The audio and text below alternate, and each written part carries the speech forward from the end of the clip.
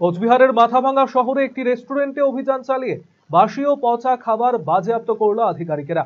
এদিন food safety officer এবং মাথাভাঙ্গা পৌরসভার আধিকারিকেরা অভিযান চালায়। জানা গিয়েছে, অভিযোগ পেয়ে এদিন অভিযান চালানো হয়। প্রচুর বাসি খাবার বাজেয়াপ্ত করা হয়েছে।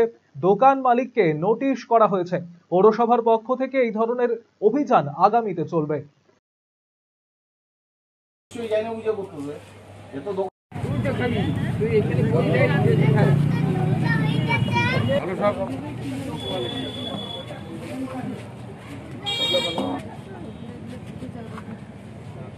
মাথাভাঙ্গা পৌরসভায় চেয়ারম্যান স্যারের কাছে দীর্ঘদিন থেকে একটা অভিযোগ আসছিল যে মাথাভাঙ্গায় যে রেস্টুরেন্ট বা বিভিন্ন খাবারের দোকান আছে, যারা বিশেষ করে ফাস্ট ফুড বিক্রি করে, তারা হচ্ছে খাওয়ার মান ঠিক রাখছে এবং বাসি যেটা পচে যাচ্ছে সেগুলো খাওয়াচ্ছে।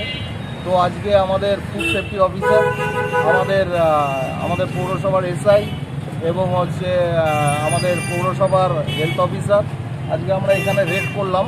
তো আমরা এখানে ব্যাপক পরিমাণে ফ্রিজের মধ্যে নোংরা খাবার পেলাম, যেটা মানুষের স্বাস্থ্যের পক্ষে খুবই ক্ষতিকারক। তো আজকে আমরা এখান থেকে সরকারি একটা নোটিশ এদেরকে করা হলো, যাতে এই জিনিস তারা পুনরায় না করেন এবং এরপরে পরবর্তীকালে চেয়ারম্যান স্যার যেটা সিদ্ধান্ত নেবেন এবং সেই রিপোর্ট আমরা অলরেডি পাঠিয়ে দিয়েছি এবং উপর মহলের নির্দেশ অনুযায়ী পরবর্তী পদক্ষেপ গ্রহণ করা হবে এবং মাথাভাঙ্গা পৌরসভার এই কর্মসূচি ধারাবাহিকভাবে চলবে।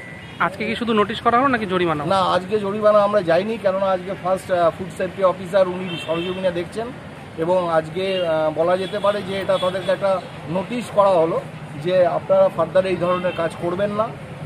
সেই কাজটাই আজকে চলছে এবং পৌরসভার মাথাভাঙ্গা পৌরসভায় ধারাবাহিক একটা কার্যক্রম গ্রহণ করা হয়েছে, ধারাবাহিকভাবে এটা চলবে।